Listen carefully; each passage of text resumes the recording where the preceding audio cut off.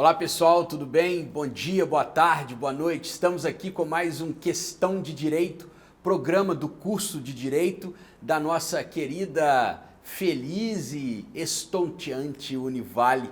Estamos aqui hoje com um convidado, como sempre, para lá de especial, nosso querido professor Ronald Amaral Júnior. Professor Ronald, mestre em Direito pela Universidade Gama Filho, num programa interinstitucional com a Univale, professor do curso de Direito há muito tempo, já foi coordenador, advogado conhecidíssimo aqui na região. Não vou falar mais dele, vou começar agradecendo ao Ronald. Obrigado, querido. Eu que agradeço. Pela presença.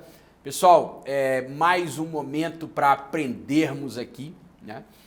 Vamos falar hoje, e eu coloquei um título assim, a IA e a formação dos juristas na contemporaneidade. Normalmente as pessoas entendem IA por inteligência artificial, mas o professor Ronald me ensinou um outro termo aí, mas eu vou deixar ele contar. Mas antes disso, professor Ronald, vamos começar com a nossa pergunta que já é aqui característica e é a mais fácil.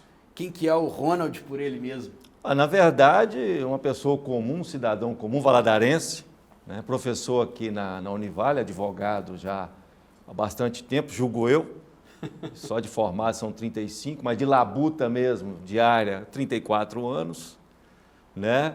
E professor.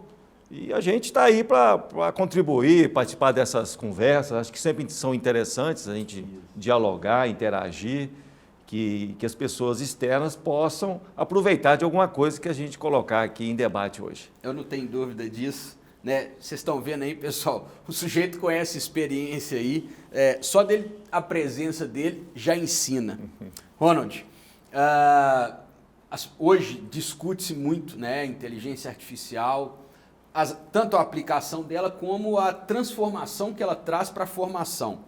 Como que você avalia, né, esse tipo de transformação na formação dos alunos hoje? Quer dizer, nós não passamos por isso. O que você conta para a gente aí? Olha, numa época desta, em 2019, exatamente final de fevereiro, início de março, a professora Rose, nossa querida Rose, professora Rose, me ligou, me convidando para proferir a aula magna daquela época. Eu disse, Rose, não, a aula magna tem que ser um jurista, tem que ser uma pessoa de fora, né? Eu até te ajudo a trazer.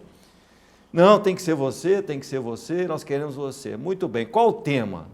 A Rose me perguntou, eu falei, Rose, da advocacia artesanal à inteligência artificial. Isso em 2019, Bernardo, porque eu já tinha um feeling, né? Hoje está mais em voga, né? Quer dizer, isso é antes da pandemia, acho que a pandemia acelerou muito. Claro. Mas eu tive essa percepção em 2019, que isso seria um caminho sem volta. A inteligência artificial, toda essa estrutura, essas ferramentas, né? Viriam auxiliar toda e qualquer pessoa, sobretudo os profissionais. Então eu já vislumbrava naquela época a possibilidade, ainda resistente, como ainda sou um pouco resistente, que inevitavelmente a inteligência artificial seria uma grande ferramenta para o profissional, sobretudo o profissional do direito, sim, porque permitirá, né, uma permanente atualização, né, um compasso com a evolução do direito, um compasso com o próprio direito em si, porque por onde você olha, os tribunais, Ministério Público, todos eles já implantaram a inteligência artificial. Os grandes escritórios já implantaram a inteligência artificial. Então, os mais recentes, os formandos, os recém-formados, eles têm que ingressar nisso o mais rápido possível, como nós também. Mas a gente é um pouco mais resistente, né? Vamos aguardar mais um pouquinho, ver como é que nós vamos realmente entrar passo a passo com a inteligência artificial. É isso, Ronald. Eu acho que, como você adiantou bem lá em 2019 e até antes disso, quer dizer, isso é um caminho sem volta, né? Diriam os ingleses um point of no return. Quer dizer, daqui para trás nós não vamos, para frente. Com certeza. E aí, tem uma questão, né? Quer dizer, você tem que desenvolver habilidades diferentes daquelas que os cursos de direito ordinariamente desenvolviam. né? Quer dizer, gostaria de te ouvir nesse sentido, quer dizer, como que nós fomos formados e o que os alunos hoje necessitam para já chegarem de alguma maneira competitivos nessa seara nos dias de hoje, Ronald? Professor Bernardo, eu vou ser sincero com você e com o público. Eu não sei ainda indicar isto, porque eu sou muito preso no IA, mas da inteligência artesanal. Pronto. Você falou na introdução que eu tinha outra versão para IA. Eu sou da inteligência artesanal. Eu acho que ainda o preparo dos nossos acadêmicos ainda demanda um contato mais personalizado com o direito. Claro. Você está entendendo? Claro. Com a cultura, com o palavreado, com a escrita. Claro. Porque você é um escritor, você é um estudioso, você sabe que a gente tem que aprender a comunicar. Se a gente não conseguir comunicar, de nada vale. Uma palestra, um livro, uma petição. A gente tem que ter a capacidade de comunicar, fazer o outro lado entender. O meu receio da inteligência artificial é exatamente a redundância da palavra, artificializar esse preparo. Agora, as ferramentas, até onde eu sei, elas vão ser facilitadores da formatação.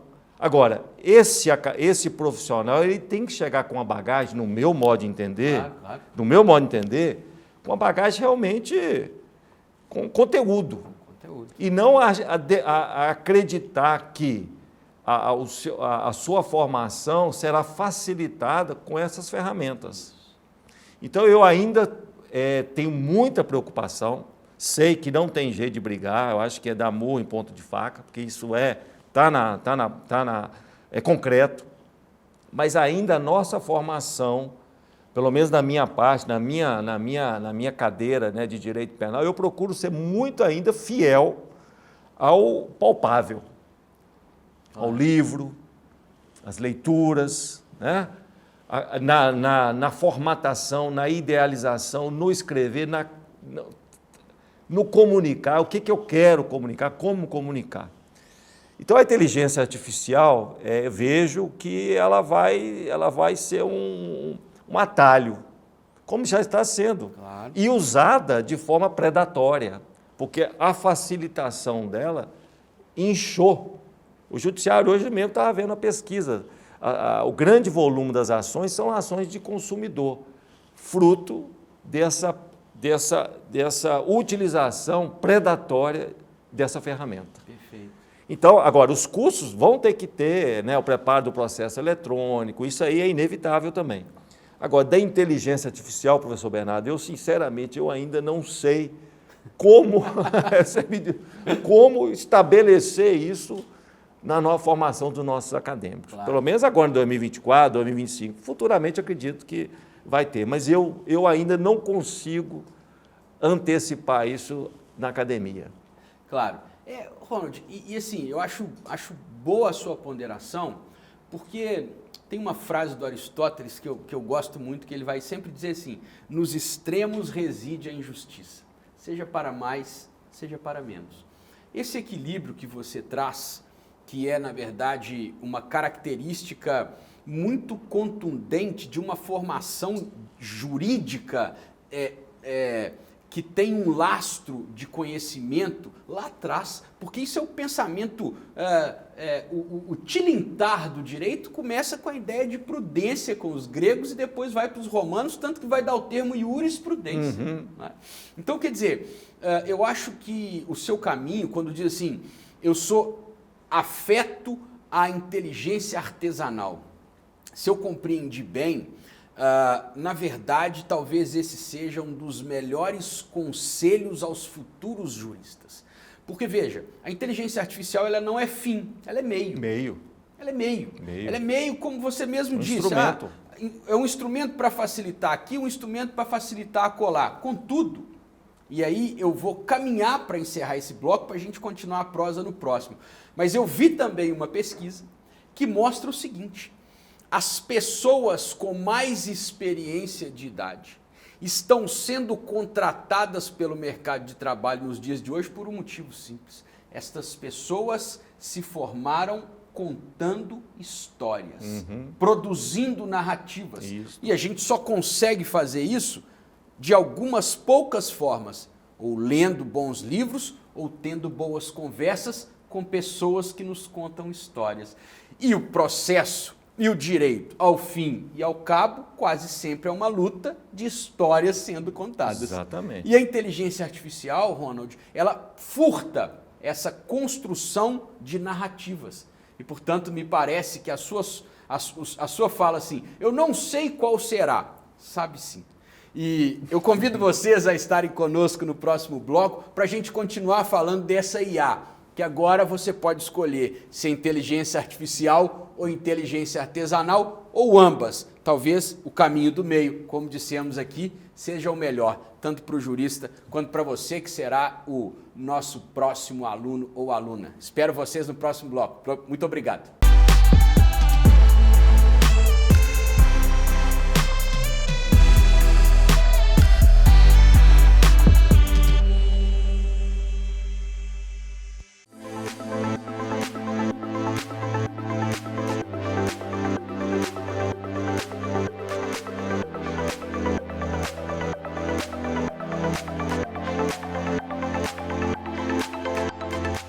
O mundo que nós vivemos hoje, ele pede um profissional capacitado a lidar com problemas complexos, com problemas múltiplos.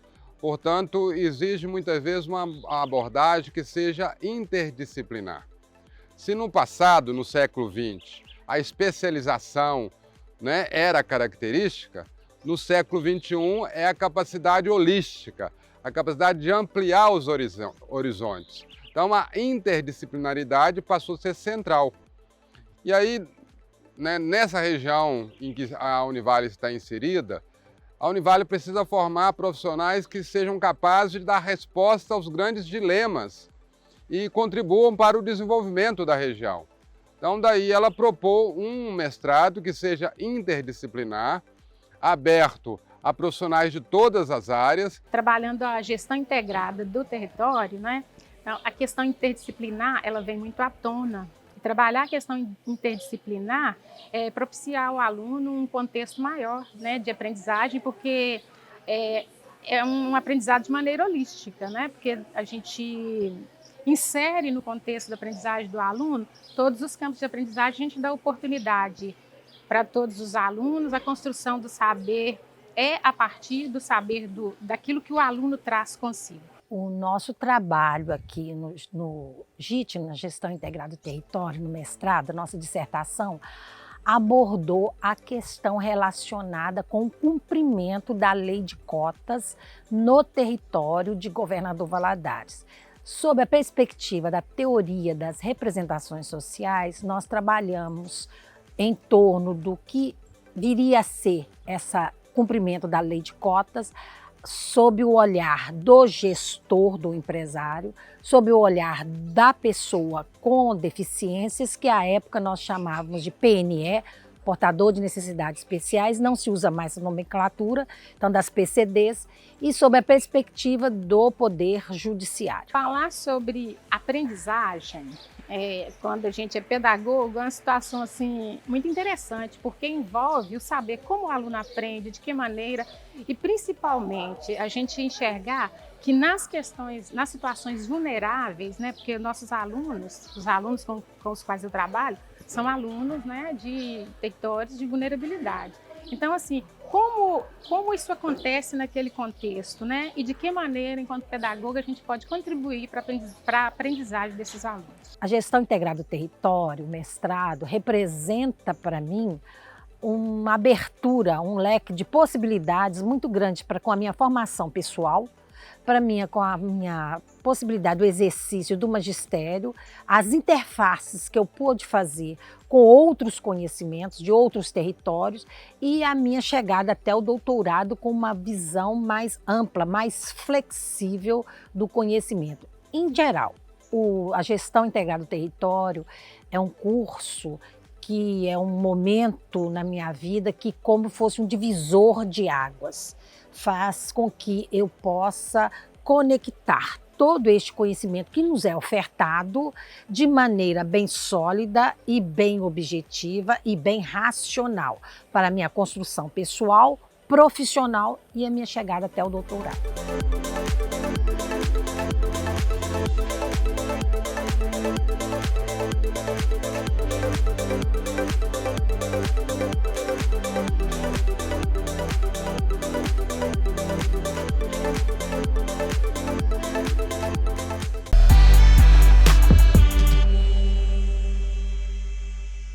Olá pessoal, como prometido, voltamos rápido aqui para falar de inteligência artificial e artesanal.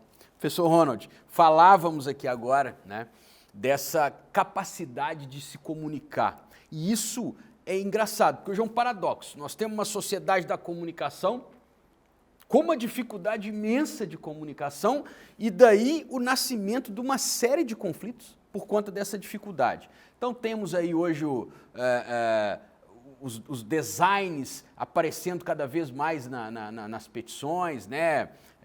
Legal design, etc. Quer dizer, qual que é o seu pensamento, professor Ronald? Tanto tempo na academia, tanto tempo na advocacia, se comunicando. Como é que você enxerga essas questões hoje? Vou te contar um caso real. Recentemente eu recebi uma petição, nosso escritório recebeu uma petição em que tem 2 QR Codes. Um QR Code é para você acessar o documento e um QR Code para você acessar o TikTok. Uai. E ao longo da petição, a petição curta, nada exagerada, em certo momento o advogado lá faz uma menção que se quiser ter uma melhor compreensão da situação, que acesse o TikTok. Para você ver o vídeo, é uma autora que ela ali daria os depoimentos para agregar a petição inicial. Bernardo, eu me recusei a acessar, como até hoje me recuso a acessar. Eu não acessei o TikTok. Sim. Não recuso, porque o depoimento só se for numa audiência, onde eu possa, né, contrapor, né? Me recusei a acessar. Por quê? Eu sou daquela formação, narra-me facto dabit meus. Narra-me o fato que eu te darei o direito. Claro, claro. Quer dizer, eu vou me defender do fato, do que foi escrito, bem ou mal, eu vou me defender lá. Então, esses anexos, esses apêndices, estão virando moda. Eu quero ver, eu me recusei, eu quero acreditar que o juiz também, o julgador também, vai, porque você ter aquela vitimização da parte, né? Porque ela vai se vitimizar, né? Provavelmente. Acho que o juiz tem que aguardar, ele não pode, né? Então, esses recursos cada vez mais frequentes, né? Eu também vou na mesma linha. Me recuso, de repente uma ignorância da minha parte, né? Mas eu me recuso ainda a acessar.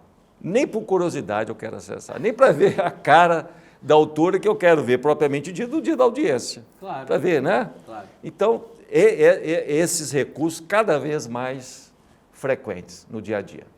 Eu imaginava que, não que você teria uma história interessante com essa, porque eu não conhecia, porque tem uma questão importante, Ronald, é o seguinte, para você acessar o TikTok, você tem que fazer uma conta, então você tem que entregar os seus dados e aí você tem que se dispor a ir até lá. Quer dizer, será que isso facilita a questão processual? Será que isso atende aos ditames constitucionais no sentido de uma boa prestação, de uma celeridade, de uma garantia, enfim, quer dizer, até que ponto nós estamos ganhando e até que ponto nós estamos perdendo? Porque é interessante dizer que quando nós colocamos o carimbo de eficiência em tudo, ou seja, se todas as ações no processo, na vida, a melhor coisa delas é ser eficiente, tem alguma coisa equivocada. O direito não foi criado para ser eficiente, ele foi criado por outro motivo, pelo menos que eu saiba até então. Né? Bom, e aí isso me leva a uma outra questão que eu queria trazer para ti. O Poder Judiciário, ele já tem se valido disso, né? Nós temos muitas inteligências artificiais trabalhando nos tribunais superiores, inclusive no Supremo Tribunal Federal. Sim. Né? E aí, me diga aí a sua opinião, Ronald, dessa relação do Poder Judiciário, da inteligência artificial, mas, sobretudo, pensando naquilo que fomenta o nosso trabalho e que sustenta axiologicamente ele, que são os direitos fundamentais. Quer dizer, como é que está essa conversa? Não, veja bem, nos tribunais, a inteligência artificial, acredito eu, nesse primeiro momento, ela está selecionando, ela está juntando, né, os casos para dar um julgamento mais uniforme, mais objetivo, né? Não criar uma certa insegurança jurídica. Agora, a questão é a desconfiança. Gera uma certa desconfiança. Quem efetivamente vai analisar o caso? É o ser humano ou vai continuar a máquina? Porque nós temos nesse meio aí uma certa certeza dos assessores. Muito se diz que assessor, muitas vezes, é que dá o voto, profere o voto e o desembargador, o ministro, só assina. Só assina. Hoje mesmo eu encontrei com um amigo e falou, isso foi voto de assessor, não é possível. Isso aqui não é voto de desembargador. Eu falei, calma.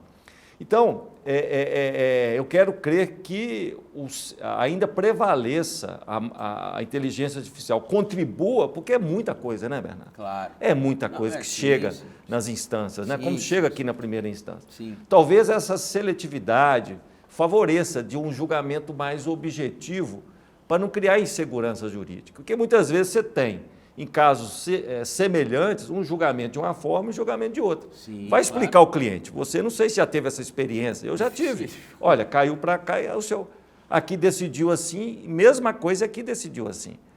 Isso para o profissional é muito complicado, essa insegurança jurídica. Claro. Então isso repercute negativamente, não só para nós, como também no sistema judiciário. Concordo. Então, até onde eu estou acompanhando, e é difícil acompanhar porque isso é muito corrida, acelerado, num primeiro momento, de fazer essa seleção, tentar unificar aqueles tipos de demanda para que se promova julgamentos mais uniformizados, perfeito, para que não gere insegurança jurídica, né?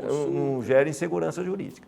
Né? Estabeleça um padrão de fixação de valores, indenizações parecidas, para que aquele valor seja muito parecido.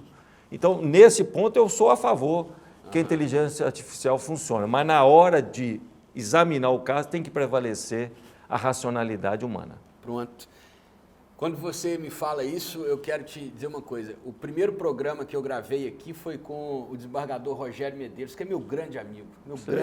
Sei que é. Nós trabalhamos junto em Belo Horizonte durante uns 6, 7 anos juntos, assim, foi maravilhoso. Já viajamos para a Colômbia junto para congresso, enfim. O desembargador Rogério fez uma palestra na Colômbia falando exatamente isso, que a racionalidade do humano ela é impossível de ser copiada. E do grego, a palavra grega para o homem de prudência é o frônimos, porque vem de prudência, de frônesis, que é prudência. Então, quem exerce a vida com prudência é o frônimos. E isso só se dá, professor Ronald, pela repetição, pelo hábito. A prudência não é possivelmente ensinada. Não tem como eu lhe ensinar como ser prudente, porque cada caso vai lhe pedir uma ação. Exatamente. E, portanto, é apenas com o acúmulo da experiência, da escuta, que nós conseguimos encontrar esses termos médios que, a meu ver, se distanciam de dois modos dessa questão. Primeiro, da aceitação inconteste da inteligência artificial, aquela animação, agora é oba-oba. E, por outro lado, uma negação completa também, que também não é satisfatória. São pontos radicais, né? Exato, que como sempre, e desde o Aristóteles, estão equivocados e injustos, exatamente. Né? Mas o seu ensinamento a mim me soa assim, e aí eu adorei, porque se eu fosse entrar na faculdade e alguém me contasse que o caminho do meio é o mais interessante, eu talvez tivesse feito uma faculdade, fiz uma boa faculdade, mas acredito que seria melhor. Mas segundo, quando você fala da inteligência artesanal, e eu lhe digo que deveria escrever um artigo sobre isso, porque isso tem tudo a ver com essa construção diária da prudência no direito, professor Ronald, que falta muito hoje. E o artesanato ou a artesania, ele demora mais. Com certeza. Ele pede cuidado, ele pede proximidade, ele pede um olhar atento às diferenças, coisa que, por vezes, a rapidez e a celeridade das inteligências artificiais não dão conta. Porque o artesão, ele não comunica por códigos. Hoje se comunica por códigos. Pronto. Né? No WhatsApp, Claro. nos e-mails, no palavreado. Sim. O artesão ainda se comunica com as palavras, Pronto. né? Não codificando, se expressando. Né? Então isso é importante. Eu acho isso importante. Ó, Ronald, isso é fundamental. Com certeza. Quero te dizer, isso é tão fundamental que um dos princípios da mediação de conflitos é a oralidade. Quer dizer, por quê? Porque é o momento em que a gente se coloca por inteiro, porque você fala e o corpo fala e vai tudo. Exatamente. E, portanto, essa clareza que se dá no encontro entre humanos é mais um dos elementos importantes para a sua tese da inteligência artesanal. E agora, vamos pensar. Pensa nisso. Mas vou escrever sem me recorrer a qualquer ferramenta da inteligência artificial, que é uma tentação. Eu, até hoje, não acessei nenhuma ferramenta. Pronto, é uma tentação. Eu até o ChatGPT, o Gemini, esses que estão lá, até hoje, nem por curiosidade, professor Bernardo. Está ileso. Ô, professor Ronald, olha, queria te agradecer. Pô, eu que agradeço. É a última prosa agora, última pergunta, que a gente começa com o convidado falando quem ele é, e agora a gente fala assim, me conta um caos, seja engraçado, seja interessante, seja lá qual for, dessa vida sua aí de advogado, de professor e de ensinador da vida pra gente. Rapaz, eu tenho um caso trágico, mas cômico. Eu ainda lá, antes de casar, eu e meu amigo, doutor Renato Nascimento, tivemos uma ação grande, boa, aquelas ações que você, né, acha que vai te dar uma boa condição financeira. E pegamos uma ação grande contra uma indústria ali no Vale do Aço. A ação é aquela que você recebe no final, né, professor Bernardo? Claro. Aquela que você, no êxito, né? E fizemos. Eu namorei, noivei e recém-casado, minha esposa sempre ouvindo dizer que com aquela ação seria a nossa independência financeira. Tanto a minha como do meu colega, doutor Renato Nascimento. Certo é que chegou, depois de vários anos de luta, né, recurso aqui, o tribunal, chegou o grande dia do trânsito de julgado e agora vamos dar um jeito de receber o que temos a receber. Rapaz, tomei um café feliz da vida com a minha esposa, o Renato também, pegamos o carro, fomos para Timóteo. E durante essa viagem, só fantasias, né? Doutor Renato, vou trocar o carro, aquela coisa fantasiosa, né? Paramos para almoçar numa churrascaria, vamos gastar aqui que nós vamos voltar com dinheiro. Rapaz, gastamos tudo, não sobrou nada, gastamos tudo na viagem, certos e que a gente voltaria com um belo de uma quantia. Professor Bernardo, chegamos lá em Timóteo, cadê o dinheiro? Cadê a cliente? Cadê o nosso alvará? Certo é que expediram o alvará com o nosso valor em nome da cliente. Não. Quer dizer, o nosso foi junto com o dela. E do dela teríamos a nossa parte também. Chegamos todos felizes na secretaria, cadê o alvará? Aí a escrivã veio e mostrou o alvará, a própria assinatura da cliente recebendo o alvará. O alvará pesado, era um valor bom, né? Falei, não, mas a senhora emitiu esse alvará errado, cadê a nossa parte? Não, tal. Fomos atrás da cliente. Pergunta se nós achamos a cliente. Mentira. Não achamos, nunca vimos. Que isso? Ficamos perdemos. Nossa. Mas o mais engraçado foi a volta, né? Não tínhamos dinheiro nem para tomar água na estrada. A gasolina quase acabando, porque não tinha. Depois a gente abastece o carro, troca o carro. Rapaz, chegamos aqui no cheiro. E como não tinha celular na época, minha esposa ficou naquela. Falou, nossa, né, eles vão voltar. Hoje é o dia, né? Não tinha celular, não tinha um WhatsApp para antecipar a tristeza. Rapaz, para dar notícia, foi triste. Eu imagino. E isso foi engraçado, é engraçado e continuará sendo engraçado, embora o prejuízo danado que tivemos. Mas de tantas passagens, né, como advogado que a gente tem, né, que pode acontecer, aconteceu conosco, disso tiramos lição, mas infelizmente de uma alegria, né, virou uma choradeira, um lamento, né, mas que eu acho que tem um fundo engraçado aí pela a nossa fantasia, né, que nos motivou e o velório que nos trouxe de volta para casa. Muito bem, Ronald. Obrigado, querido. Eu que agradeço. Obrigado por essa prosa. Pessoal, obrigado a todos e todas que estiveram conosco. Quer dizer, hoje nós aprendemos aqui que sonhar não custa nada, mas cuidado com o sonho, porque a volta pode ser um tropeço enorme e não ter nem dinheiro para comprar um metiolate, que é coisa de gente que faz inteligência artesanal, porque metiolate hoje nem tem mais. Gente, obrigado pela presença de vocês.